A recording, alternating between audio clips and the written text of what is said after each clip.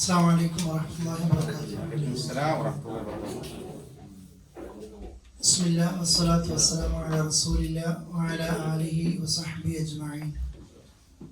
اللهم علمنا ما ينفعنا وانفعنا بما علمتنا. اللهم زدنا علما.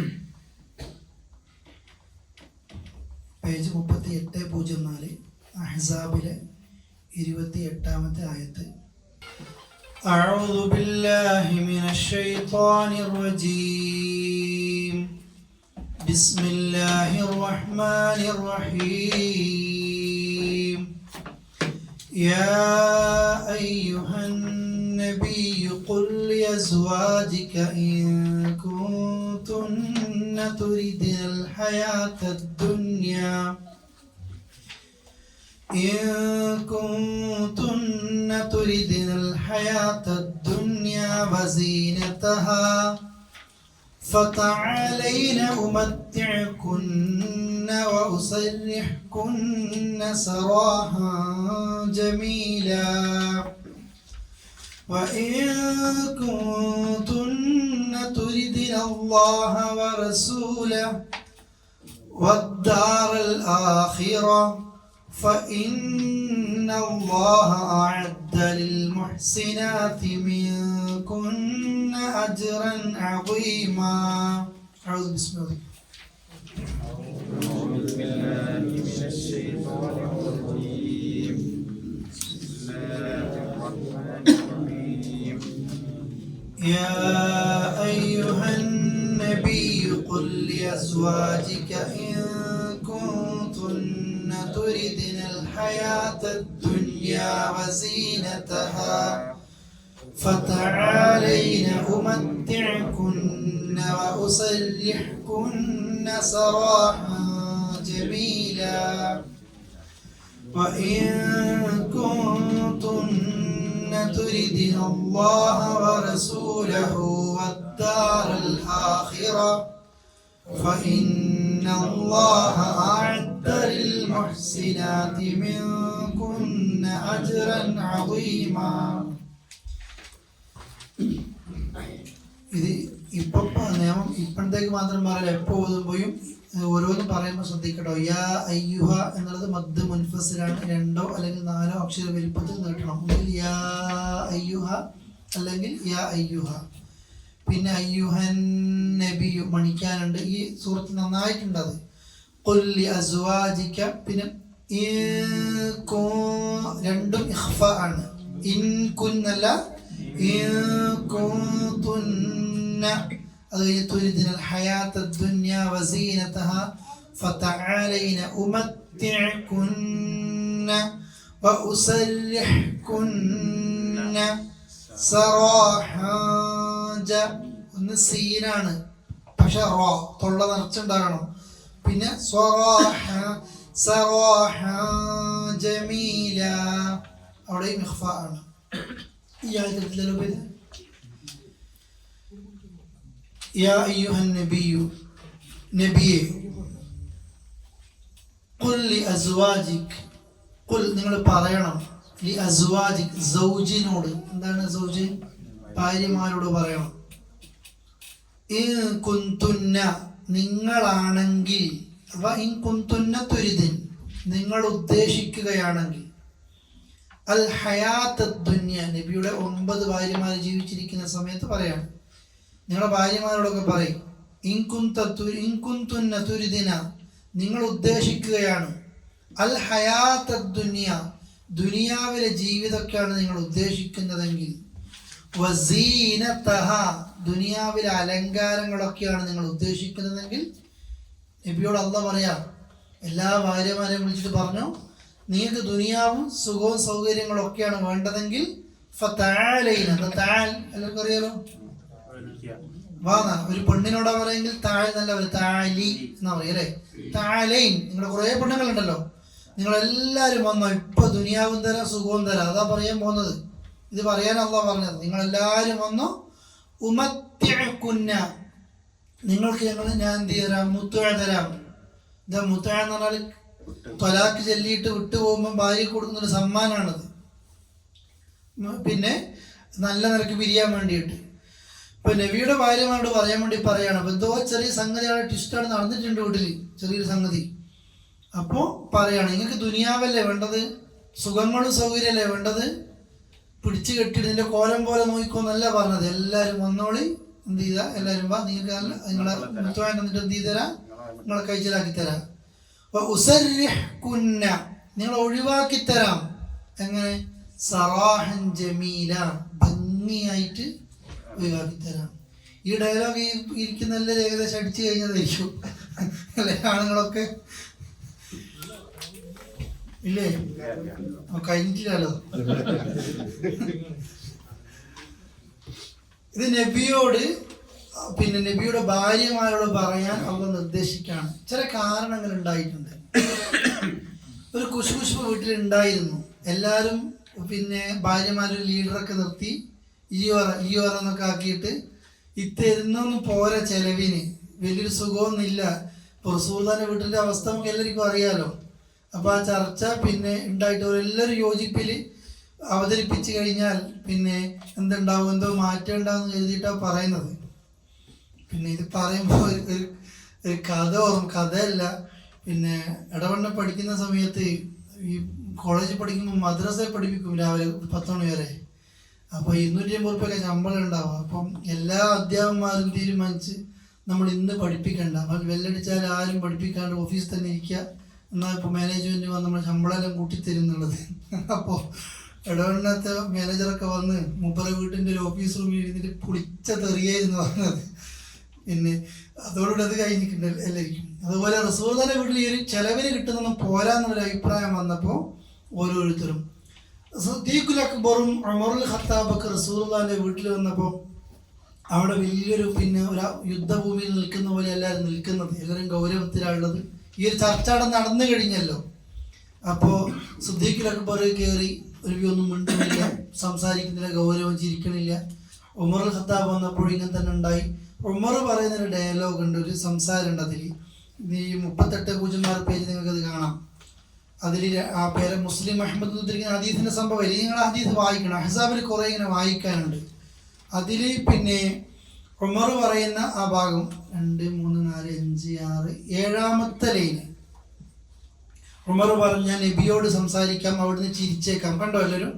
ഇതിലദ്ദേഹം പറഞ്ഞ വാചകം നോക്ക് നിങ്ങൾ. നബിയോട്, അള്ളാഹിന്റെ റസൂലേ, സെയ്ദിന്റെ മകൾ, എൻ്റെ ഭാര്യ, കുറച്ചു മുമ്പ് എന്നോട് ചെലവിന് കൊടുക്കാൻ ആവശ്യപ്പെട്ടു. ഞാൻ അവിടെ കഴുത്തിന് കൊടുത്തൊരടി നിങ്ങൾ കണ്ടിരുന്നെങ്കിൽ പിന്നെ നീക്കത് അങ്ങനെ ഒരു സംഭവം പറഞ്ഞു. ഇപ്പം നബി ചിരിച്ചുപോയി. അത് ആരൊക്കെ പറഞ്ഞിട്ടോ, അല്ലാണ്ട് ഉമർ ഭാര്യ അങ്ങനെ തല്ലി എന്നുള്ളതാണ് പറഞ്ഞത്. നബിയെ ചിരിപ്പിക്കണം, അത്രയും സ്ട്രോങ്ങിനല്ലേ ഉള്ളത്. അപ്പോൾ നബി ഇത് കേട്ടപ്പോൾ, ഞാൻ കഴുത്തിന് പിടിച്ചടിച്ചെന്ന് കേട്ടപ്പോൾ നബി എന്ത് ചെയ്തു, അണപ്പല്ലുകൾ കാണപ്പെടുമാറ് ചിരിച്ചുപോയി. അപ്പോൾ റസൂലുള്ളാഹി പറയും, ഇവരിതാ ചെലവിനുള്ള വക ചോദിച്ചുകൊണ്ട് എൻ്റെ ചുറ്റുപാട് വന്നുകൂടിയിരിക്കുന്നു. അപ്പോൾ നബി പറയും, എന്താ ഈ വീട്ടിലത്തെ അവസ്ഥ എന്ന് പറഞ്ഞാൽ എല്ലാവരും കൂടെ, അത് നിങ്ങൾ നോക്കണം, അള്ളാഹിൻ്റെ റസൂലിൻ്റെ അടുത്തേക്കാണ് എന്ത് ചെയ്തത്, ഇതൊക്കെ ഉണ്ടായത്. 2-3 കാര്യം മനസ്സിലാക്കണം. നമ്മളൊക്കെ ആൾക്കാർ പറയും, നിങ്ങൾ വലിയ ഖുർആൻ ആണ്, ഭാര്യ ഭർത്താവ് അയാളൊക്കെ പറയും, നിങ്ങൾ എത്ര ഖുർആൻ ക്ലാസ് കേട്ടിട്ടെന്താ, നിങ്ങൾ എത്ര എടുത്തിട്ട് എന്തായാലും കേട്ടിട്ടെന്താ, നിങ്ങൾ സെൻറ്ററിൽ പോയിട്ടെന്താ. ഭാര്യ ഭർത്താവിനെ മുഷിപ്പിക്കും, ഭർത്താവ് ഭാര്യനെ മുഷിപ്പിക്കും. കുറേ ഞാൻ വരുമ്പോൾ എല്ലാം ഖുർആൻ ക്ലാസ്സിലേക്ക് ഓൺലൈനിൽ ഭർത്താവ് ഭാര്യനോടും പറയും, ഇതിന് നന്നായി. അള്ളാഹിന്റെ റസൂലിന്റെ വീട്ടിൽ മനുഷ്യർക്ക് ഉണ്ടാകുന്ന പ്രശ്നങ്ങൾ എന്ത് ചെയ്യും, മനുഷ്യരുടെ വീട്ടിൽ ഉണ്ടാവും. പ്രശ്നങ്ങളില്ലാത്തൊരു ആരും ഉണ്ടാവില്ല. ആ പ്രശ്നങ്ങൾ എങ്ങനെ നമ്മൾ നേരിടുന്നു എന്നുള്ളതിലാണ് എന്ത് ചെയ്യും. ഞാനും എൻ്റെ ഭാര്യ ഒരു പ്രശ്നം ഉണ്ടായില്ല എന്ന് പറഞ്ഞാൽ അപ്പം തന്നെ മുമ്പ് കൊടുത്തൊരു ചർച്ച പറഞ്ഞിരുന്നു, എന്തുകൊണ്ടാണ് ഉണ്ടാകാത്തെന്നുള്ളത് അല്ലേ. അപ്പോൾ റസൂലുള്ളാഹിന്റെ വീട്ടിൽ അത് ഉണ്ടായി, പക്ഷെ ഉണ്ടാകാൻ പാടില്ലായിരുന്നു. ആ സമയത്ത് ദുനിയാവിനോട് അങ്ങനെ ഒരു മോഹം വരികയാണെങ്കിൽ അവർക്ക് സ്വന്തമായി ജീവിക്കാനുള്ളൊരു അർഹത ഉണ്ടല്ലോ. അപ്പോഴാണ് അള്ളാഹ് എന്ത് ചെയ്തത്, പിന്നെ ഈ ആയത്ത് ഇറങ്ങിയത്. എന്നിട്ട് ഉമർ പറയുന്നുണ്ട്, ഉമറിൻ്റെ മോളുണ്ടല്ലോ ഹഫ്സ, ഉമർ പറയുന്നുണ്ട്, പിന്നെ അബൂബക്കർ ആയിഷാനോടും പറയുന്നുണ്ട്. ഉമർ പറയുന്നുണ്ട്, അള്ളാഹുവിൻ്റെ റസൂലിൻ്റെ കയ്യിൽ ഇല്ലാത്തതിനാണോ നിങ്ങൾ എന്ത് ചെയ്യുന്നത്, ആവശ്യപ്പെട്ട് റസൂലുള്ളാഹിനെ ബുദ്ധിമുട്ടിക്കുന്നത് എന്ന്. ഇതൊക്കെ ഈ സംഗതി ഉണ്ടായപ്പോൾ ആയിഷ ബീവിയോട് റസൂലുള്ളാഹി പറയുന്നത്, ആയിഷ, നീ നിന്റെ ഉപ്പാനോട് ഉമ്മാനോട് ചോദിച്ചൊരു തീരുമാനം എടുത്തോ, എൻ്റെ അവസ്ഥ ഇന്നതാണ്, പോരെങ്കിൽ. ആയിഷ പറയുന്നുണ്ട്, നബിയെ, നിങ്ങളുമായി ബന്ധപ്പെട്ട ഒരു വിഷയത്തിൽ ഞാൻ എൻ്റെ ഉപ്പാനോട് ഉമ്മാനോട് ചോദിക്കുക. ഇപ്പോൾ ഈ ആയത്തിറങ്ങലോടുകൂടി എല്ലാവരും പറഞ്ഞില്ല, നിങ്ങൾക്ക് അള്ളാനെയും പിന്നെ എന്താ പറഞ്ഞത്, നിങ്ങൾക്ക് പിന്നെ ദുനിയാവ വേണ്ടതെങ്കിൽ നിങ്ങൾ വന്നോ, മത്യക്കുന്ന നിങ്ങൾക്ക് ഇത് തരാം. ഇത് ഭാര്യയും നമ്മൾ റസൂലുള്ളാഹിയുടെ വീട്ടിലാണെങ്കിലും നമ്മുടെ ഭാര്യയും ഭർത്താവും ഒക്കെ മനസ്സിലാക്കേണ്ടതാണത്. ഒരാൾക്ക് കഴിയാത്തത് ആവശ്യപ്പെട്ട് നിങ്ങളെ കൂടെ ഇങ്ങനെ കൂടിയിട്ട് ഒരു പെണ്ണുങ്ങൾ ഏറ്റവും കൂടുതൽ നരകത്തിലേക്ക് എത്താനുള്ളൊരു കാരണം നിസ്കാരം ഒഴിവാക്കിയിരുന്നല്ല, 2-3 കാര്യങ്ങൾ പറഞ്ഞു. യക്ഫുർന അഷീർ, ബന്ധങ്ങളെ പെട്ടെന്ന് നിഷേധിച്ച് കളയും. പിന്നെന്താ പറയുക, നന്ദിയോട് പറയും. എന്നിട്ട് ഒരു കാരണം പറഞ്ഞാൽ കാലം മുഴുവൻ നീ അവൾക്ക് നന്മ ചെയ്ത് കൊടുത്താലും ഒരു തവണ നിന്റെ അടുത്ത് നെക്സ്റ്റ് സ്റ്റോപ്പ് വേക്കലിൽ പോയാൽ എന്താ പറയുക, നിങ്ങളിൽ ഇതുവരെ ഞാൻ എന്ത് ചെയ്തിട്ടില്ല, ഒരു നന്മയും കണ്ടിട്ടില്ല. സാധാരണ തമാശക്ക് ഒരു ഡ്രസ്സ് എനിക്ക് ഇടാനില്ല എന്നറിയും, കുറച്ച് ഒരു അൽമാരയും കൂടി വാങ്ങണം, കാരണം വെക്കാൻ സ്ഥലവും ഇല്ല എന്നറിയും അല്ലേ. ഈ രീതിയിൽ ആണുങ്ങളും ഇതേപോലെ തന്നെയാണ് അല്ലേ. പെണ്ണുങ്ങളോട് പറയാം, ആണുങ്ങൾ എല്ലാം പിന്നെ അവനിക്ക് വേണ്ട കാര്യം, അവന് ഫുൾ ടൈം പുറത്തുനിന്ന് മന്തിയും പൊറാട്ടൊക്കെ വീട്ടിൽ കട്ടച്ചായേ വേണ്ടു. ഇവൻ്റെ കാര്യങ്ങളും ഇവൻ്റെ യാത്രകളും ഒക്കെ നടക്കുന്നുണ്ടാവും, എല്ലാം നടക്കുന്നുണ്ടാവും. അവരൊരു കാര്യം ചോദിച്ചാലോ വില്ലേജ് ഓഫീസിനും കൂടി എത്ര സമയം വേണ്ട, ഈ അപേക്ഷ സ്വീകരിക്കുകയും വേണം 3 മാസം. ഓൻ്റെ ചെരുപ്പ് പൊട്ടിയാൽ വൈകുന്നേരം പുതിയ ചെരുപ്പ് കൂട്ടാണ് വരിക. ഭാര്യൻ്റെ ചെരുപ്പ് പൊട്ടിയാലോ ഉത്തരം പറയും മടി. അപ്പൊ ആ അപേക്ഷ കൊടുക്കാനുള്ള സമയം നമുക്ക് ഇറക്കുന്ന രീതിയിലേക്ക് വരും. സ്വന്തം ഉമ്മാനെ കാണാനും ഉപ്പാനെ കാണാനും പോലെ ഇറക്കുന്ന ഒരു അവസ്ഥ വീടുകളിൽ ഉണ്ടാകേണ്ടത് അല്ലേ. അതേപോലെ തന്നെ ആണും പെണ്ണും ഒക്കെ ഉണ്ടാകുന്നതാണ്.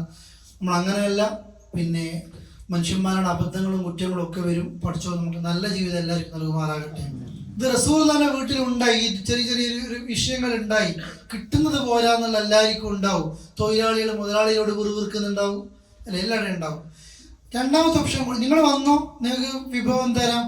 ആടെ ഒന്ന് മനസ്സിലാക്കേണ്ടത്, തൊലാഖിന്റെ വിഷയത്തിൽ നിങ്ങൾ ഖുർആൻ ഉപയോഗിച്ച പദം കണ്ടില്ലേ, സമ്മാനം എപ്പോഴും എന്ത് ചെയ്യും കൊടുക്കും. ഇസ്ലാമിലെ തൊലാഖ് അങ്ങനെയാണ്, 2 കൂട്ടർക്ക് ഒന്നിച്ചു പോകാൻ പറ്റൂല എന്ന് മധ്യസ്ഥന്മാർക്ക് ബോധ്യപ്പെട്ട് കഴിഞ്ഞാൽ ആ ഹൈദിന്റെ ഇവരോടൊക്കെ നോക്കിയിട്ട് തൊലാഖൊക്കെ സംഭവിച്ചു കഴിഞ്ഞാൽ, തൊലാഖ് സംഭവിച്ചു കഴിഞ്ഞു, തൊലാഖ് ചെല്ലിയാലും 3 ഹൈദുകാരൻ ഭർത്താവിന്റെ കൂടെ ഇവിടെ എന്ത് ചെയ്യണം, ഭർത്താവിന്റെ കൂട്ടുകുടുംബത്തിൽ താമസിക്കണം എന്നല്ല, ഭർത്താവ് ഒറ്റക്ക് ഉണ്ടാകണം. തൊലാഖ് ചെല്ലിയിട്ടുണ്ട് രണ്ടാളും, എല്ലാം ഇവിടെ വസ്ത്രവും ഇവിടെ മെഡിസിനും എല്ലാം ഈ ഭർത്താവ് നോക്കണം. പക്ഷെ ഭാര്യയല്ല, തൊടാൻ പാടില്ല.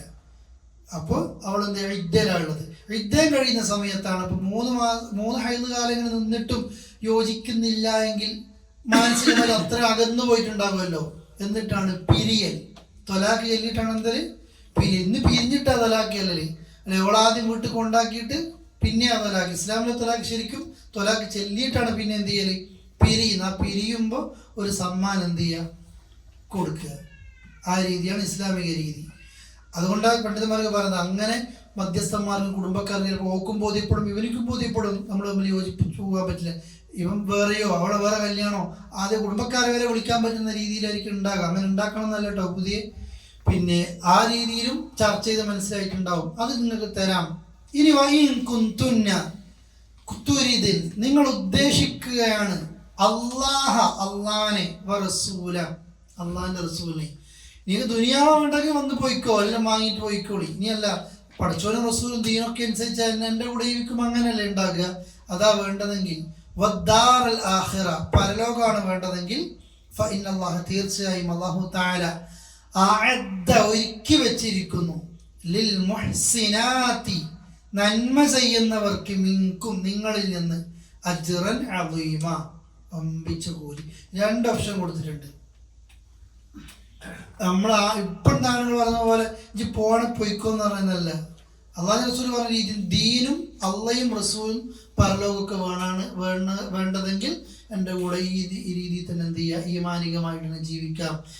എല്ലാ മനുഷ്യർക്കും തോന്നുന്നത് പോലെ നിങ്ങൾക്ക് സൗകര്യം പോരാ എന്ന് തോന്നിപ്പോയിട്ടുണ്ടെങ്കിൽ നിങ്ങൾക്ക് വന്നു പോകാം. ഈ ആയത്തിറങ്ങലോടുകൂടി എല്ലാവരും പറഞ്ഞിട്ടുണ്ട്, നിങ്ങൾക്ക് ആര് മതി, അള്ളാഹു റസൂലും പരലോകവും മതി. എന്താ ആയത്തിന് മനസ്സിലായത്? ആണുങ്ങൾക്കല്ല സുഖമുണ്ടായത് കേൾക്കാല്ലേ. ഇത് നമ്മൾ ഓരോരുത്തരും മനസ്സിലാക്കട്ടോ. നമ്മളെ ദുനിയാവിലെ ജീവിതത്തിൽ തന്നെ നിങ്ങൾ ഞാനില്ലാത്ത സമയത്ത് കണ്ണ് കാണാത്ത ഒരാളെ ഒന്ന് പ്രസംഗിച്ചാണ്ടില്ലേ ജലീൽ പരപ്പനങ്ങാടി അല്ലെ, കണ്ടില്ല എല്ലാവരും. നമ്മൾ കുടുംബജീവിതത്തിലെ കാര്യങ്ങൾ വിട്ടേച്ചിട്ട് നമ്മൾ തന്നെ പരസ്പരം പറയുന്ന പരാതിയുണ്ട്, അള്ളാഹിനോട് പറയുന്ന പരാതിയുണ്ട് കിട്ടാത്തതൊക്കെ. 2 കണ്ണും കാണാത്ത ആളാണെന്ന് പറഞ്ഞത്. 2 കണ്ണും കാണാത്ത ഒരാൾ അല്ലെ, ഒന്നും അറിയാത്ത ഒരാൾ അല്ലെ. പിന്നെ മുമ്പ് വായിച്ചില്ലേ, അഫലാ യൻദുറൂന ഇലൽ ഇബ്ലി കൈഫ ഖുലിഖത്, ഒട്ടകത്തെ നിങ്ങൾ നോക്കുന്നില്ലേ എന്നുള്ള ചോദിച്ചു. ഒട്ടകത്തിലേക്ക് നിങ്ങളൊന്ന് നോക്കുന്നില്ലേ? അത് ഓതിയ അന്ധനായ ഒരാൾ കരയാണ്. അള്ളാഹ് ഒട്ടകത്തിലേക്ക് നോക്കുന്നില്ല എന്ന് പറയുമ്പോൾ എനിക്കൊരു സെക്കൻഡെങ്കിലും ആ ഒട്ടകത്തൊന്ന് കാണണമായിരുന്നു, അത്രേ ആഗ്രഹമുള്ളൂ. അല്ലെ, എൻ്റെ കണ്ണിൻ്റെ കാഴ്ച വന്നിട്ട് എനിക്കൊന്ന് ഉപ്പാനെ കാണണമായിരുന്നു. ചില സംസാരിക്കാത്ത മക്കളെ ഇങ്ങനെ ട്രീറ്റ്മെന്റിന് കൊണ്ടുപോയി ഒരു ഉപ്പ പറയുന്നുണ്ട്, നമുക്കൊന്ന് ഉപ്പാന്നൊന്ന് വിളിച്ചിട്ട് പിന്നെ എൻ്റെ മോനൊന്ന് എന്നോടൊന്ന് ഉപ്പാന്ന് വിളിച്ചാൽ മതിയായിരുന്നു. ഒരു ആഗ്രഹമാണ് അല്ലെ. ഇതാണ് നമ്മളും അള്ളാഹിനോട് കുറേ പരാതി പറയുന്നുണ്ട്. അപ്പൊ അള്ളാഹ് നമ്മളോട് പറയുന്നത് ദുനിയാവാണോ വേണ്ടത്, ഇങ്ങനെ പോയിക്കോ, അള്ളാഹ് റസൂലാണോ വേണ്ടത്? അള്ളാഹ് കഠിനമായി പരീക്ഷണവും കാര്യങ്ങളും പ്രയാസങ്ങളും ഒക്കെ നിങ്ങൾക്ക് ഉണ്ടാകും എന്നത് മനസ്സിലാക്കുക. പരീക്ഷണങ്ങൾ വരുമ്പോഴാണ്, ഇച്ചിരി സൗകര്യം കുറയുമ്പോഴാണ് ഇന്നത്തെ ക്ലാസ്സുകളും മോട്ടിവേഷനും ഒക്കെ അങ്ങനെയാണ്. വീട്ടിലിരുന്ന് പണം സമ്പാദിക്കുക, സ്വപ്നം കാണുമ്പോഴത്തേക്ക് അങ്ങനെയാക്കുക, പണം എല്ലാം നിങ്ങൾക്ക് പണയില്ലെങ്കിൽ ഒന്നും വേണ്ട, പണമാണ് എല്ലാത്തിനും വേണ്ടത്. മനുഷ്യന്മാർക്ക് എല്ലാവർക്കും പൈസക്കാരനായാൽ മതി. നാട്ടിൽ നിന്ന് പാസ്പോർട്ട് എടുത്ത് ഗൾഫിലേക്ക് വന്ന് പിറ്റേന്ന് എനിക്ക് യൂസുഫ് അലീനെ കണ്ട് വലിയ ആളാകണം, ഒരു ദിവസം നിൽക്കാൻ നേരെയില്ല എനിക്ക്. എല്ലാവർക്കും പണമാണ്. കട്ടിട്ടാണെങ്കിലും ചതിച്ചിട്ടാണെങ്കിലും കൊന്നിട്ടാണെങ്കിലും എന്തിനും ആ നിനക്ക് എന്ത് ചെയ്യണം? പണം കൂട്ടിക്കൊടുത്തിട്ടും ചതി കാണിച്ചിട്ടും എല്ലാ രീതിയിലും ഉണ്ടാകുന്നു. അപ്പോൾ ആ സൗകര്യത്തിൻ്റെ പിന്നാലെ ഇന്നത്തെ മക്കളും എല്ലാവരും എന്ത് ചെയ്യുന്നത് പോകുന്നത്. അങ്ങനത്തെ ക്ലാസ്സും അങ്ങനത്തെ കോച്ചിങ്ങും ഒക്കെയാണ് കിട്ടുന്നത്. അപ്പോൾ നമുക്കും കുറേ പരാതി ഉണ്ടാവും. അല്ല, നമുക്ക് പഠിച്ചത് എന്താ പരീക്ഷണം എന്തായിരിക്കും? നമ്മൾ സ്വർണം ഉരുക്കിയിട്ട് തന്നെയാണ് ഉണ്ടാകുന്നത്. ആ ഉരുക്കുന്നത് നശിപ്പിക്കാനല്ല, അതിലെ കീടങ്ങളൊക്കെ പോക്കി തനി തങ്കാക്കാൻ തന്നെയാണ് എന്ത് ചെയ്യുന്നത്. അള്ളാഹ് നമ്മളെ പരീക്ഷിക്കുന്നതിനാണെന്നറിയോ? നമ്മളെ പട്ടിണിയാക്കിയിട്ടും പാവാക്കിയിട്ടും നമ്മളെ ജോലി നഷ്ടപ്പെടുത്തിയിട്ടും നമ്മളിങ്ങനെ ഒന്നുമല്ല അത് നരകിക്കാനല്ല. നിന്നെ അള്ളാഹ് ശരിക്കും എടുത്തിട്ട് കുടഞ്ഞിട്ട് നിന്നെ ശുദ്ധിയാക്കുകയാണ്. രോഗങ്ങളൊക്കെ തരുമ്പോൾ നിന്റെ എല്ലാ തെറ്റൊക്കെ പുറത്തു വന്നിട്ട് നീ മരിക്കുമ്പോൾ ഒരു തെറ്റുമില്ല, അതിനെ സ്വർഗത്തിലേക്ക് എത്തിക്കുക, അതിനെ കഴുകിക്കളയുന്നതാണ് ശരിക്കും എന്ത് പരീക്ഷണം. തലവേദന വന്നാലും വെച്ചു കൂത്തുന്നതും ഒക്കെയാണ്. ഇത് ആണിനോടും പെണ്ണിനോടും ഒക്കെ പറയാണ്. ഞാൻ കുടുംബത്തിന്റെ കുറെ പറയുന്നില്ല, ചെലവിന് പോരാ, സൗകര്യം പോരാ എന്നുള്ള രീതിയിൽ സഹോദരിമാരും പ്രത്യേകിച്ച് ഗൾഫെന്നും പറയുന്നുണ്ടത് പറയും. കഅബ കാണാൻ കഴിയുന്ന നാട്ടിൽ അല്ലേ, കൂടെ ഇവിടെ നിർത്തിയിട്ടും ആണുങ്ങളൊക്കെ ലെവി അടച്ചിട്ടും ഇതൊക്കെ എന്താ ബാധ്യതയൊക്കെ ചോദിക്കും. എന്നിരുന്നാലും ഒക്കെ ഇതെല്ലാം ചെയ്യുമ്പോഴും അൽഹംദുലില്ലാ ഇങ്ങനെ ആയല്ലോ എന്നാണോ എന്ന് പെണ്ണു എന്ത് ചെയ്യുന്നില്ല, ചിന്തിക്കുന്നില്ല. ഡൗട്ടുണ്ടോ ചോദിക്കും. അടുത്തായിട്ട് പോവാം. ലേഡീസിന് ഡൗട്ടുണ്ടോ ചോദിക്കണം കേട്ടോ, ഇൻഷാ അല്ലാഹ്. ഇന്നെന്താ അറിയില്ല, ഇന്നെല്ലാം അങ്ങോട്ടേക്കാണ് അടി വരുന്നത്.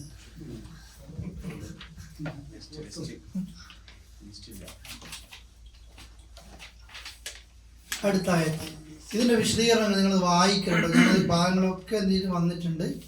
ഈ ആയത്ത് കേട്ട് നമ്മൾ ഒരിക്കലും പിന്നെ സഹാബികളെ കുറിച്ച് അള്ളാഹ് ഖുർആനിലൊക്കെ പറയും, സഹാബ വനിതകളൊക്കെ അല്ലേ, അസ്സുകൂത്ത് എന്നാണ് ഒന്നാമത്. സഹാബികൾ അമ്പിയാക്കളല്ല, മലക്കുകളുമല്ല, മനുഷ്യരാണ്. അബദ്ധങ്ങളും കുറ്റങ്ങളൊക്കെ എല്ലാവർക്കും വരും. പക്ഷെ ഒരു സഹാബിയുടെ പേര്, ആയിഷയുടെ പേര് നമ്മളെന്താ പറയല്? അബൂ സിദ്ദീഖിന്റെ പേര് എന്താ പറയാ? എന്താ അതിന്റെ അർത്ഥം? അള്ളാഹ് അവരെ തൃപ്തിപ്പെട്ടു, ഇവർ അള്ളാഹിനെ എന്ത് ചെയ്തു? തൃപ്തിപ്പെട്ടു. കുല്ലുഹും ഫിൽ ജന്ന, എല്ലാവരും ഇവിടെയാണ്, സ്വർഗത്തിലാണ്.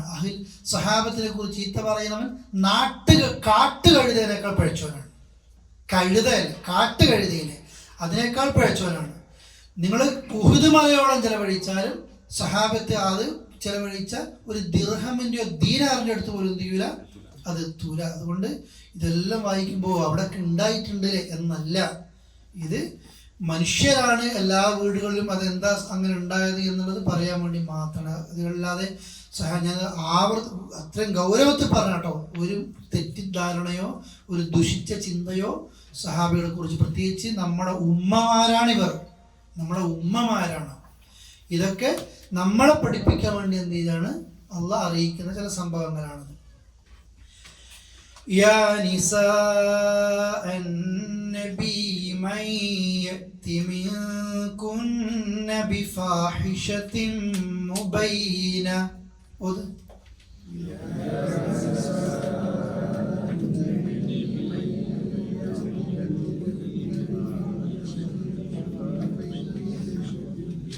يضاعف لها العذاب ضعفين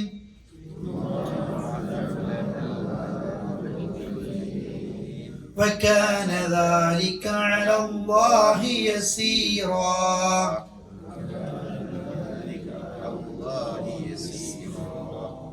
അഹ്സാബ് നമുക്ക് മടുക്കാത്ത ഒരു സൂറത്താണ്. പല പല വിഷയങ്ങൾ ഇങ്ങനെ കയറി പോകും. യാ നിസാ നബി, നബിയുടെ ഭാര്യമാരെ, അള്ളാഹ് എന്താ പറയാ, നബിയുടെ ഭാര്യമാരെ, മയ്യത്തി ആര് വരുന്നു, മിൻകുന്ന നിങ്ങളിൽ നിന്ന്, ബിഫാഹിഷ വൃത്തികേടുമായിട്ട്. നബിയുടെ ഭാര്യമാരോടാ പറയുന്നത്. നബിയുടെ ഭാര്യമാരെ നിങ്ങളിൽ ഫാഹിഷത്തിച്ച വ്യഭിചാരത്തിന്റെ തെറ്റിനാണ് ഇസ്ലാം എന്ന് ഉപയോഗിച്ചത്. ഫാഹിഷ എന്നുള്ള വൃത്തികേട്, എല്ലാ വൃത്തികേടും ഫാഹിഷ എന്നാ പറയാ. എസ്പെഷ്യൽ ഉദ്ദേശിക്കുന്നത് ഏതാണത്? വ്യഭിചാരം. നിങ്ങളിൽ നിന്ന് ആരെങ്കിലും ഒരു ഫാഹിഷത്തുമായിട്ട് വന്നാൽ, മുബയ്യന വ്യക്തമായ, യുദാഅഫ് ലഹ അവർക്ക് ഇരട്ടിയായി കിട്ടും. എന്ത്? പിന്നെ അൽ അദാബ് ശിക്ഷ. റസൂല നിങ്ങളെ ഭാര്യമാരിൽ, നബിയുടെ ഭാര്യമാരോട് പറയാണ്, നിങ്ങൾ ഉമ്മഹാത്തുൽ മുഅ്മിനീനാണ്, നിങ്ങളിൽ ഒരു ഫാഹിഷത്തുണ്ടായാൽ നിങ്ങൾക്ക് ശിക്ഷ എത്രയായിരിക്കും? ഇരട്ടിയായിരിക്കും. സാധാരണക്കാരനത്തിലായിരിക്കും ഒന്നാം, നിങ്ങൾക്കോ ഇരട്ടിയാണ്. വകാന ദാലിക് അത് അലല്ലാഹ് അല്ലാഹുവിന്റെ മേൽ യസീറ നിസ്സാരാണ്. അതിലെന്താ തർക്കമുള്ളത്? നമ്മൾ തന്നെ പറയുന്നു. നമ്മളെല്ലാവർക്കും ഒരു തത്വം, ഇത് നബിയുടെ ഭാര്യമാരോട് മാത്രം പറയല്ല. നിങ്ങൾ നോക്ക്, പിന്നെ വ്യഭിചാരം ഭയങ്കര തെറ്റാണ്, കുറ്റമല്ലേ? എന്നാൽ ഏറ്റവും കഠിനമായ വ്യഭിചാര തെറ്റെണ്ണം ഒന്നെണ്ണിയത് നിന്റെ അയൽവാസിയായ ഒരു പെണ്ണിനെ നീ വ്യഭിചരിക്കലാണ്. ഏത് പെണ്ണിനെ ചെയ്താലും വ്യഭിചാരം തന്നെയാ പേര്. കൂടുന്ന ശിക്ഷ ഏതാണ്? അയൽവാസി. കാരണം അയൽവാസി മരിച്ച സ്വത്ത് വരെ കൊടുക്കേണ്ടി വരുമെന്ന് നബി പിന്നെ ചിന്തിച്ചു പോയാൽ അത്രയും നമ്മൾ ഇതിന് അഭയം കിട്ടേണ്ട ഒരു പെണ്ണാണ് അയൽവാസി. ഓളെ തന്നെ പോയി ചെയ്താലോ? അയാൾ ആ വീട്ടില്ലെങ്കിൽ ആ വീട് നോക്കേണ്ട ആളാണ് ഇയാൾ. വേശ്യകളുടെ കൂട്ടത്തിൽ ഏറ്റവും ശിക്ഷ കിട്ടുന്ന ഒന്ന് വൃദ്ധയായ സ്ത്രീയാണ്. സ്കൂൾ പൂട്ടാനായിട്ടുണ്ട്, മരിക്കാനായിട്ടുണ്ട്, എന്നിട്ട് ഇപ്പണിക്ക് നിന്നിട്ടുണ്ട്. അതുപോലെയാണ് സാധാരണ ഒരു വിവരമില്ലാത്തൊരു ജാഹിലി ചെയ്യുന്ന പോലെയല്ല. ഇസ്ലാഹി സെന്ററിലും ഖുർആൻ ക്ലാസ്സിലും അല്ലെങ്കിൽ നല്ല ദീനി രംഗത്തൊക്കെ നമ്മൾ തന്നെ പറയില്ലേ, നമ്മളെ മക്കൾക്കല്ല, നമ്മൾക്കത് ഉണ്ടാകാൻ പാടില്ല. മറ്റുള്ള സാധാരണക്കാരൻ ചെയ്ത പോലെയല്ല, എല്ലായിടത്തുനിന്നും ചെയ്ത പോലെയല്ല ഹറമിൻ്റെ ഉള്ളിൽ നിന്ന് ചെയ്യൽ. ആണോ? അല്ല. എല്ലാ മാസവും തെറ്റ് ചെയ്യുന്ന പോലെയാണോ റമദാനിൽ ചെയ്യൽ? അല്ല. ഓരോ മാസം ചില സ്ഥലം, ചില വ്യക്തികൾ, ചില സന്ദർഭങ്ങൾ, അപ്പോഴൊക്കെ തെറ്റിൻ്റെ ശിക്ഷയുടെ കാഠിന്യം കൂടും. ഏതുപോലെ എല്ലാ പെണ്ണുങ്ങളും തെറ്റ് ചെയ്ത പോലെയല്ല നബിയുടെ പെണ്ണുങ്ങളന്മാർ ചെയ്യൽ. റസൂലുള്ള ആകാശത്തിൻ്റെ ചുവട്ടിലെ ഏറ്റവും നല്ല മനുഷ്യൻ്റെ വീട്ടിൽ നിൽക്കുന്നത്. അവിടെ നിന്നുണ്ടാകാൻ പാടില്ല, ഒരു ഫാഹിഷത്ത് ഉണ്ടാകാൻ പാടില്ല. നമ്മളിലുണ്ടാകരുത്. നമ്മൾ ദേവത്തെ നടന്ന ആൾക്കാരല്ലേ, മുജാഹിദികൾ സലഫികൾ എന്നൊക്കെ അല്ലേ പറയല്. ഖുർആനിൽ ആയത്തുണ്ട്, ഫസിയാബക്ക പറയും. എന്താ ഫസിയാബക്ക? നബിയോട് പറഞ്ഞ ആയത്താണത്. നീ ദേവത്തിനെ കയറും എന്ത് ചെയ്യണം? നിന്റെ കുപ്പായം നന്നാക്കണം. നല്ല കുപ്പായം എണ്ണം നല്ല പറഞ്ഞത് ശരിക്കും എന്താണത് വേണം. നിന്നെ ആൾക്കാർ എന്ത് ചെയ്യും? ഒന്ന് നോക്കും, ആ ഇജ്ജല്ലേ ആ ഉണ്ടാടാടിരുന്നു പറയും. അത് നമ്മളെന്ത് ചെയ്യണം? അതില്ലാതിരിക്കണം. നമ്മുടെ വീട് നോക്കും. അതിന് എന്താ നമ്മളെ വീട് നോക്കേണ്ടിണ്ടാവും. ഓരോരോ പേഴ്സണാലിറ്റി ഉണ്ടാവും, വ്യക്തിത്വം ഉണ്ടാവും, അല്ലേ? ഇപ്പോൾ പിന്നെ ഞാനിപ്പോൾ ഒരു കടല കുറിച്ചുകൊണ്ട് കൂടുകയാണെന്ന് അങ്ങനെ ഉണ്ടാവും. അള്ളാഹുവിൽ ഇങ്ങനെ അറിയാൻ കിട്ടുന്ന കുറ്റവും നല്ലത് ഒരു നിലവാരം ഓരോന്നിനെന്തുണ്ടാവും ഉണ്ടാകും. അതെന്ത് ചെയ്യണം? ഓരോരുത്തർ കാത്ത് സൂക്ഷിക്കണം. അതാണ് പറഞ്ഞത് നബി നിങ്ങളുടെ ഭാര്യമാർ. അതിൽ തന്നെ നിങ്ങൾക്ക് ആയത്തിൽ ഒരു വിശദീകരണം കാണാം.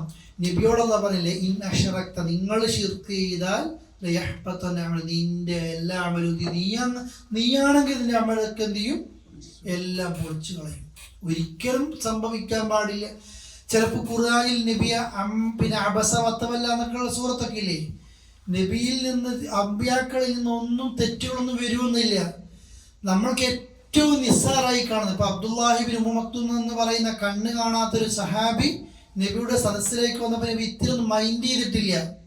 അബ്ദുല്ലാഹിബിൻ ഉമ്മ മക്തൂം അത് വിഷമായിട്ടില്ല, കാരണം അദ്ദേഹം കണ്ടിട്ടൊന്നുമില്ല. അദ്ദേഹം നബി മൈൻഡ് ചെയ്യാത്തിട്ടില്ല, കണ്ടിട്ടില്ല, എന്നിട്ടും അത് ആക്ഷേപിച്ചു. അതുപോലെ ഇവിടെ വരാൻ പാടില്ല.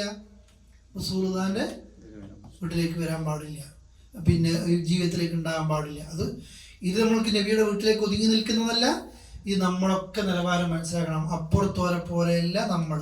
എന്താ പോലെ നമ്മളെ പറ്റി പറയുന്നത് അങ്ങനെയല്ല കാണുന്നത്. എന്താ നമ്മളെ മക്കളെ കൂടുതൽ അടിക്കുന്നത് അല്ലെങ്കിൽ ചീത്ത പറയുന്നത് നമ്മളെ മക്കളെ പോലെ തന്നെ ഓരും ചെയ്തിട്ടുണ്ടല്ലോ.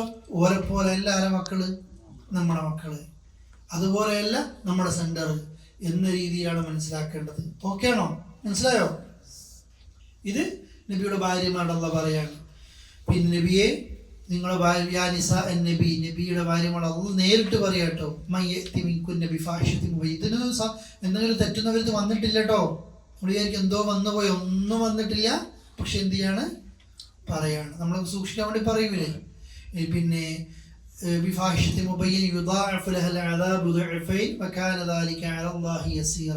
അള്ളാഹിന്റെ അതൊക്കെ ചെറുതാണ്. നമ്മളെ നിലവാരം വിട്ട് ഇതാക്കും ഒക്കെ ഉണ്ടാവും. ഇപ്പൊ ദമാമിലോടൊക്കെ ഭയങ്കര ഗാനമെല്ലാം ഡാൻസും പാട്ടൊക്കെ വരും അല്ലേ. അതിന് നമ്മളെന്നെ മുമ്പ് താടി കളിച്ചാലോ. കഴിഞ്ഞ മാസം പറഞ്ഞേ, മുമ്പ് കുറേ മാസം പറഞ്ഞിട്ടുണ്ടാവും തോന്നുന്നു. ഒരു ഗാനമേളക്ക് പോയിരുത്തം പറഞ്ഞത്, ഞാൻ ഗാനമേളക്ക് പോയതല്ല ഉസ്താദ പ്രശ്നം, എന്നെ കുറേ ഖുർആൻ ക്ലാസ്സിൽ വിളിച്ച് നിങ്ങളിൽ പെട്ടൊരു താത്തയുണ്ട്, ആ താത്ത മുമ്പ് അനുസരിച്ചാണ് എൻ്റെ പ്രശ്നം. കാരണം അയാളെ മനസ്സിൽ അയാളെ ഖുർആൻ ക്ലാസ്സിൽ വിളിച്ച ആളാണത് അല്ലേ. അപ്പൊ ഇയാൾ നോക്കുമ്പോൾ അവല് സപ്പ് തന്നെ ആരുണ്ട്. മനുഷ്യന്മാരുടെ അബദ്ധങ്ങളൊക്കെ പറ്റിപ്പോകും. നമ്മളാണെങ്കിലും അബദ്ധങ്ങളും കുറ്റങ്ങളും കുറവുകളൊക്കെ പറ്റിപ്പോകും. മോശം ഉറച്ചു നിൽക്കരുത്. തൗബ ചെയ്ത് പെട്ടെന്ന് എന്ത് ചെയ്യണം, മടങ്ങണം. സാധാരണ ആളുകളെ പറ്റി പറയുന്നത് പോലെ അല്ല കേട്ടോ. നമ്മുടെ സെന്ററിൽപ്പെട്ട അല്ലെങ്കിൽ ഖുർആൻ ക്ലാസ്സിൽപ്പെട്ട രേവത്തിൽപ്പെട്ട ഒരാളെ പറ്റി പറയും എന്നത് പറയും. എന്നാൽ പിന്നെ ഖുർആൻ ക്ലാസ്സിന് വരുന്നില്ല, എന്നെ പറ്റി ഒരു കംപ്ലൈന്റ് വേണ്ട എന്ന് പറഞ്ഞിട്ട് നേരെ പോകലല്ല. നമ്മൾക്ക് പഠിച്ചോന്നില്ല ഒരു തടവാണ് ഇതൊക്കെ. ചോദിക്കും. അങ്ങനെ ചോദിക്കുന്ന ആൾക്കാർ നമ്മുടെ ചുറ്റും ഉണ്ടെങ്കിൽ നമുക്ക് എന്ത് ചെയ്യാൻ പറ്റും, രക്ഷപ്പെടാൻ പറ്റും. കുറെയൊക്കെ അങ്ങനെ തന്നെ കഴിച്ചാലവരൊക്കെ ഓക്കെ അല്ലേ. അടുത്തായത് എന്റെ കൂടെ ഓദിക്കോ.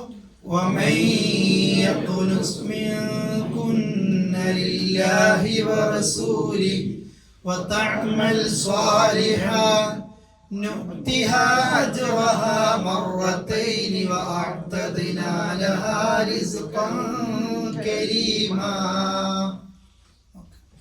ومن يقنت ആര് ഭക്തി കാണിക്കുന്നുവോ, മിൻകുന്ന നിങ്ങളിൽ നിന്ന് ആര് ഭക്തി കാണിക്കുന്നുവോ, ലില്ല അള്ളാഹിനോട്, വറസൂലി അള്ളാഹിന്റെ റസൂലിനോട്, വതഅമൽ സ്വാലിഹ എന്നിട്ട് നന്മകൾ ചെയ്യുന്നുവോ, നുതിഹ നാം അവർക്ക് നൽകും. അത് നബിയുടെ പെണ്ണുങ്ങളോട് തന്നെ ഇത് പറയുന്നത്. നിങ്ങളിൽ നിന്ന് ആര് അള്ളാഹിനോടും റസൂലിനോടും ഭക്തി കാണിക്കുന്നുവോ, നന്മകൾ ചെയ്യുന്നുവോ, നുതിഹ അജ്റഹ അതിന്റെ കൂലി നാം അവർക്ക് നൽകും. മറത്തൈൻ എത്ര, 2 കൂലി. തൊട്ടു തെറ്റിയതപ്പോ എന്താ പറഞ്ഞത്, ഇരട്ടിയല്ലേ. ശിക്ഷ മാത്രല്ല ഇരട്ടി. ഇവർക്ക് അള്ളാഹ് എന്ത് കൊടുക്കുന്നുണ്ട്, ഇരട്ടി നന്മയും കൊടുക്കുന്നുണ്ട്. കാരണം അത്ര പ്രയാസപ്പെട്ട അവർക്കൊന്നും ചെയ്യാൻ പറ്റില്ല. സ്വതക്ക ഇല്ല, ഒന്നും സ്വീകരിക്കാൻ പാടില്ലല്ലോ. ഒരുപാട് സൂക്ഷിക്കേണ്ടതുണ്ട്. ഉമ്മഹാത്തുൽ മുഅ്മിനീങ്ങൾ നമ്മുടെ ഉമ്മമാരാണ്. നബി മരിച്ചു എന്ന് കരുതിയിട്ട് വേറെ ഒരു കല്യാണം പോലും ചെയ്യില്ല, കഴിക്കാൻ പാടില്ല അല്ലേ. ദുനിയാവിലും ആഖിറത്തിലും നമ്മുടെ ഉമ്മമാരാണ് അവർ. അങ്ങനെയുള്ളവർക്ക് അള്ളാഹു 2 നന്മകൾ നൽകും. നാം അവർക്ക് ഒരുക്കി വെച്ചിരിക്കുന്നു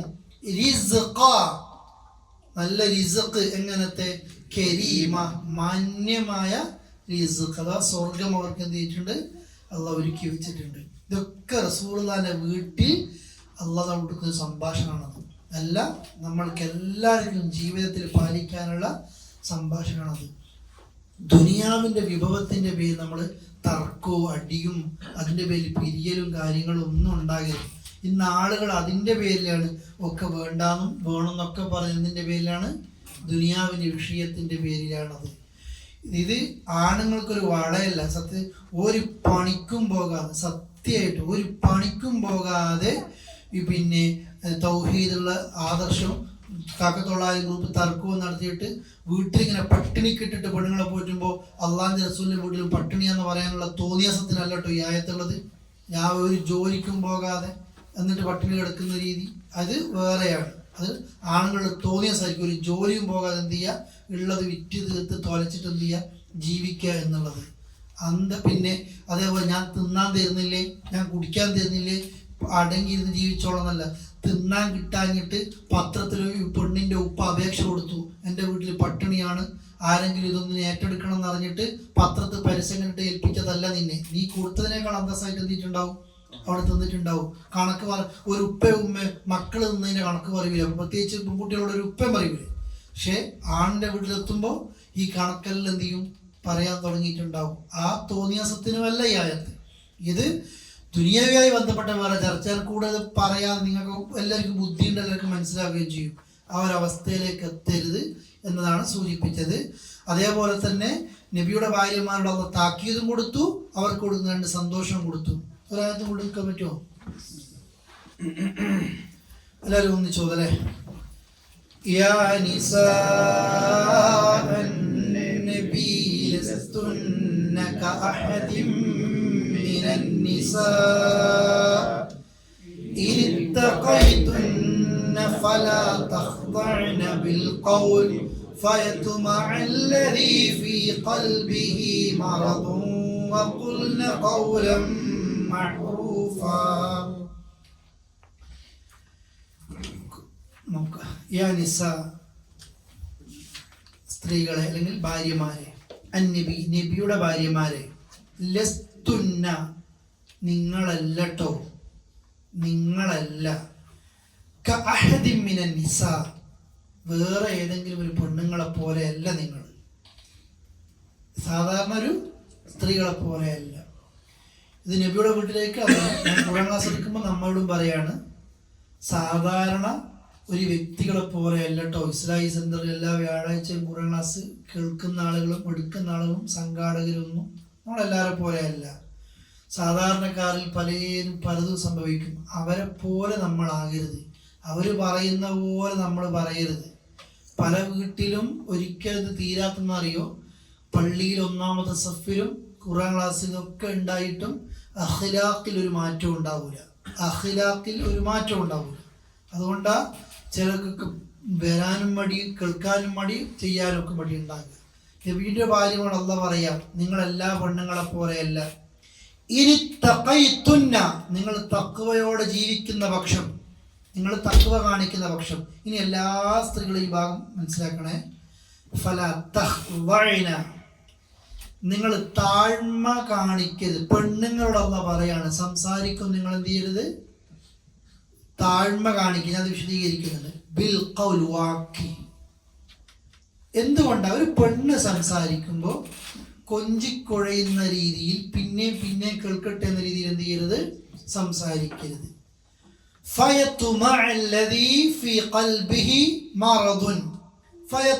ഒരു തുമ ഉണ്ടാക്കും, കൊതിക്കും. എന്ത്? അല്ലദീ ഫീ ഖൽബി, ഖൽബിലുള്ളവൻ. മറദുൻ, എന്ത് മറദ് പറയും? ഹൃദയത്തിൽ രോഗമുള്ളവർക്ക് അത് വർദ്ധിക്കാൻ എന്താവും കാരണം. ഫോണ് വന്ന് ഭർത്താവുണ്ടോ, അദ്ദേഹം ബാത്റൂമിലോ മറ്റോ ചെയ്യുമ്പോൾ ഭാര്യ എടുക്കും, ഭർത്താവുണ്ടോ, ഭർത്താവ് ഉണ്ടെങ്കിൽ ഉണ്ട്, ഇല്ലെങ്കിൽ ഉണ്ടില്ലേ ഇല്ല.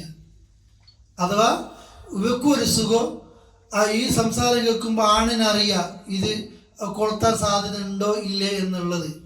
അത് ഫോണ് വിളിക്കുന്ന ഒരാൾക്കോ അല്ലെ പെണ്ണിനോട് സംസാരിക്കുന്ന ഒരാൾക്കോ ഒന്നും ഉണ്ടാകരുത്, ആ ഒരു അവസ്ഥ ഉണ്ടാകരുത്. ഹൃദയത്തിൽ രോഗമുള്ളവന് പിന്നെന്തെങ്കിലും മോഹിക്കരുത് കാരണമാകും. വഖുൽന, നിങ്ങൾ സംസാരിക്കുക. ഖൗലൻ മഅറൂഫ, നിങ്ങൾ മര്യാദയോടുകൂടി. എന്ന് വെച്ചാൽ പട്ടാളം പോലെ എന്ത് ചെയ്യണ്ട, മറുപടി പറയണമെന്നല്ല, ആവശ്യം പറയാം, ഖലാസ് അത് കഴിഞ്ഞു. വ്യഭിചരിക്കരുത് എന്ന് ഖുർആനില്ലല്ലോ. എന്താ ഉള്ളത്? വ്യഭിചാരത്തിലേക്ക് അടുക്കരുത്. അടുക്കുന്നതിൻ്റെ ഒരു ഡോറാണ് ഇത് സംസാരം, അല്ലേ? നാവിൻ്റെ വല്ലിസാൻ, നാവ്, സിന, അതിൻ്റെ സിനയാണെന്ത്? അന്നുത്തുക്, സംസാരം. അതുകൊണ്ടാണ് എന്ത്, നബിയുടെ ഭാര്യമാരോട് മാത്രമല്ല ഇത്, എല്ലാവരോടും പറയാണ്, നിങ്ങൾ സ്ത്രീകളെ നിങ്ങൾ സംസാരിക്കുമ്പോൾ ഫലാ തഖ്ദഅന ബിൽ ഖൗൽ, സ്ത്രീകൾ ശ്രദ്ധിച്ചാൽ മതി. കാരണം പെണ്ണുങ്ങളുടെ സൗണ്ടിന് ആകർഷണം ഉണ്ടോ ഇല്ലേ? പറയും, ആകർഷണമുണ്ട്. ഒരാണിന് അത് മതിയാകും. പെണ്ണിന് ഒരിക്കലും ചില നമ്മുടെ നാട്ടിൽ ഈ ബീച്ചിലോ റോഡുമലൊക്കെ പോയി ഇന്റർവ്യൂ നടത്തുന്നവരോട് പെണ്ണുങ്ങൾ മാന്യമായിട്ടാണ് ലേഡീസ് എന്ന് പറയുന്നത്. ഞങ്ങളിങ്ങനെ വേഷം ധരിക്കുമ്പോൾ എന്താണ് ഇങ്ങനെ തോന്നുന്നത്? പെണ്ണൊരു വേഷം ധരിക്കും, പെണ്ണ് ധരിക്കുന്ന പെണ്ണിനൊന്നും തോന്നൂല. ഓരോ ഇഷ്ടം ഓളെ പാഷനായിരിക്കും നല്ല വസ്ത്രം ധരിക്കല്. ഒരു പെണ്ണിന്റെ ഇഷ്ടമായിരിക്കും ഇങ്ങനെ എല്ലാവരോടും പരിചയം സംസാരിക്കല്, നിഷ്കളങ്കമാ. പെണ്ണിനത് കൊണ്ടൊന്നും ഒരു സെക്സി ആയിട്ട് തോന്നൂല. പക്ഷെ ആണിനോ ഓളൊരു മുടി കണ്ടാൽ മതിയായിരിക്കാം, ഒരു സംസാരം കണ്ടാൽ മതിയായിരിക്കാം, ഡ്രസ്സ് കണ്ടാൽ മതിയായിരിക്കാം, ഒരു തുമ്പ് കണ്ടാൽ മതിയായിരിക്കാം, ആണിന് വേറെ മോഹത്തിലേക്ക് എത്തും. അള്ളാഹ് അങ്ങനെ തന്നെ ആകർഷണമുള്ളവർ തന്നെയാണ്. ഓർക്ക് ഓൻ്റെ പെണ്ണുങ്ങളല്ലാത്ത എല്ലാവർക്കും എന്ത് കണ്ടാൽ എന്തിരിക്കും തോന്നും അല്ലേ? അള്ളാഹ് അങ്ങനെ പഠിച്ചത് അത് പിന്നെ ഒരു മനുഷ്യന്റെ സൃഷ്ടിപ്പ് അങ്ങനെയാണ്. അതുകൊണ്ട് പെണ്ണിനോട് പറയാണ്, നിങ്ങൾ സംസാരിച്ച് കൊഞ്ചിക്കോഴി സംസാരിക്കുമ്പോൾ പിന്നെ സംസാരം അത് മരണത്തിലേക്കും കൊലപാതകത്തിലേക്കും അവർക്ക് അവസാനം ഒരു നാശത്തിലേക്ക് എത്തലപ്പോഴായിരിക്കും അല്ലേ? നഷ്ടപ്പെട്ടു പോകും ജീവിതം തന്നെ. ദുനിയാവ് ആഹ്റവും മലപ്പുറത്ത് പെൺകുട്ടി എഴുതി വെച്ച കത്തിപ്പോഴും മനസ്സിലുണ്ട്. ഞാൻ മരിച്ചാൽ എൻ്റെ മയ്യത്തിൽ നിസ്കരിക്കണം. ആത്മഹത്യ ചെയ്താൽ പെണ്ണ് ആത്മഹത്യ അല്ലാതെ ദുനിയാവിൽ ഒരു പിന്നെ മറു സൊല്യൂഷൻ പെൺകുട്ടി മുസ്ലിം പെൺകുട്ടി കണ്ടിട്ടില്ല. കാരണം നിഷ്കളങ്കാര പെൺകുട്ടി ഇഷ്ടപ്പെട്ടു പോയി ഒരു ഫോട്ടോ അയച്ചു പോയി, വീഡിയോ കോൾ ചെയ്ത് പോയി, അത് റെക്കോർഡ് ചെയ്ത് അത് നേക്കടായിരുന്നു. അത് പിന്നെ ഇവൻ്റെ ആവശ്യം പൂർത്തീകരിക്കാം അത് പേടിച്ചിട്ട് നിന്ന് കൊടുക്കേണ്ടി വന്നു. പിന്നെ ഇവൻ്റെ കൂട്ടുകാർക്ക് എല്ലാവർക്കും ഈ പെൺകുട്ടിയെ കാഴ്ചവെക്കുന്ന അവസ്ഥ വന്നപ്പോൾ അപ്പോഴാണ് പെൺകുട്ടിയെ തീരുമാനം എടുത്തത്. ഇവൻ്റെ പോട്ടെ, ഇവൻ പിന്നെന്താ ചെയ്യുന്നത്? ഇവൻ എല്ലാവർക്കും ഇവളെ ഉപയോഗിക്കാൻ കൊടുക്കണം. അപ്പോൾ മുമ്പിൽ ഒന്നുകിൽ എന്ത് ചെയ്യുക, ഇത് കൊടുക്കേണ്ടി വരും, അല്ലെങ്കിൽ അത്രയല്ലേ മക്കളല്ലേ. നിങ്ങൾ നോക്കിയാൽ എത്ര കുട്ടികളുണ്ടാവും. അറബിക് കോളേജ് വിട്ടിട്ട് മഞ്ചേരിന്ന് അറബിക് കോളേജ് വിട്ട് പർദ്ദ ധരിച്ചൊരു പെൺകുട്ടി അറബിക് കോളേജ് പഠിച്ചിട്ട് തൊട്ട അയൽവാസി ഓട്ടോയിൽ വീട്ടിലേക്ക് കാലിടിച്ചു പോകും. അയൽവാസിയല്ലേ ഇതിൽ കയറിക്കോ എന്ന് പറഞ്ഞതാണ്.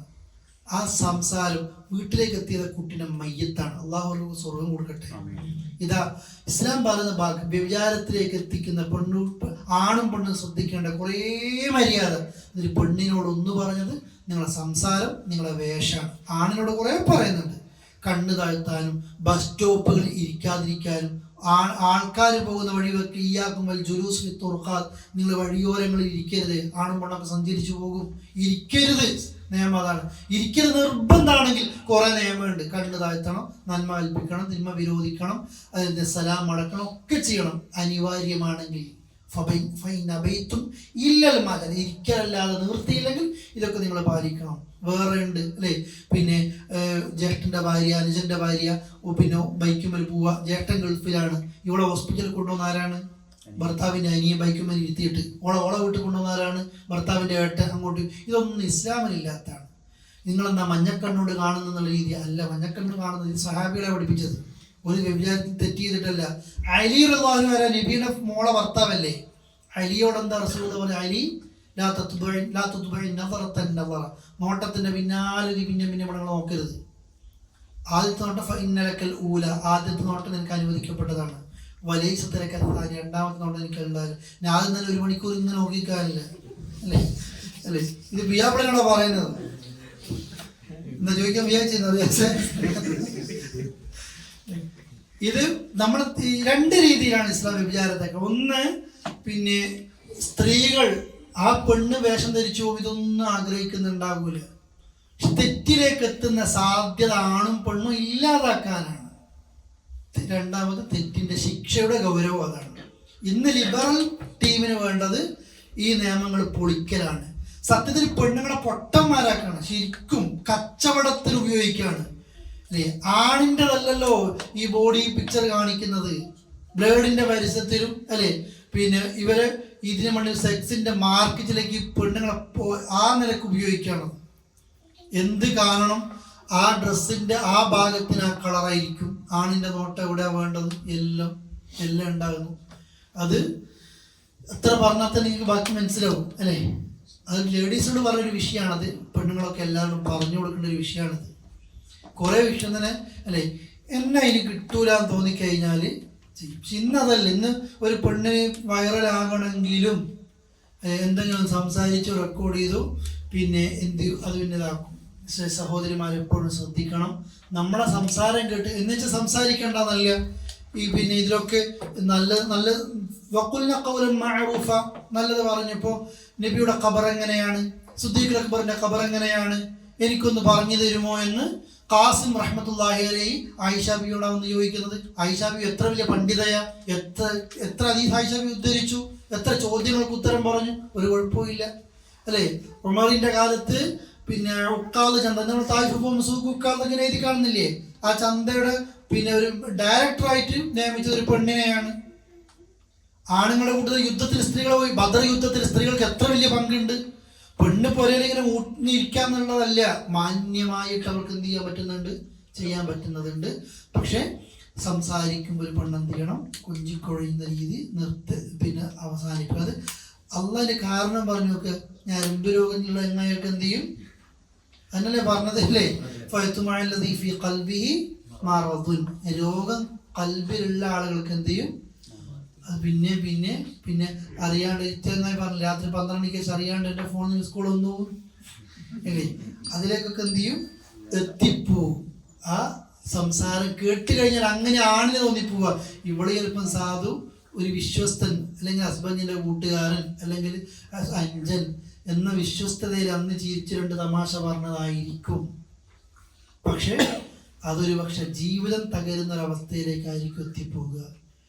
മക്കളോടൊക്കെ നമ്മൾ പറഞ്ഞു കൊടുക്കണം. പെൺകുട്ടികളൊക്കെ ഉള്ള അല്ലെങ്കിൽ ആൺകുട്ടികളാണെങ്കിലും നമ്മളെ മക്കളോട് പണ്ടേലും പറയാനൊക്കെ പേടിയും മടിയൊക്കെ ഇപ്പം നമ്മൾ മുറിച്ച് പറയണം. പെൺകുട്ടികളൊക്കെ അങ്ങനെ ആരെങ്കിലും സംസാരിക്കുന്നുണ്ടോ, മോക്കൊന്നും തെറ്റുപറ്റി പോയിട്ടുണ്ടോ, മോനിക്ക് പറ്റിപ്പോയിട്ടുണ്ടോ, ഉപ്പാനോട് പറയും. കാരണം ഇവര് പേടിച്ചിട്ട് പറയാതെ അവസാനം നമ്മളെ ലൈഫ് മക്കൾ നമ്മളെ കയ്യിൽ നഷ്ടപ്പെട്ടു പോകും.